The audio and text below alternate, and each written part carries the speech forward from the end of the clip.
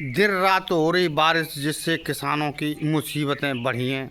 जिससे किसानों की जो कटाई चालू होने को तैयार थी और कोई कटाई हो रही थी, जिससे कटाई रुक गई और खेतों में गेहूँ सो गए, जिससे किसानों को ज़्यादा नुकसान देखने को मिल रहा है।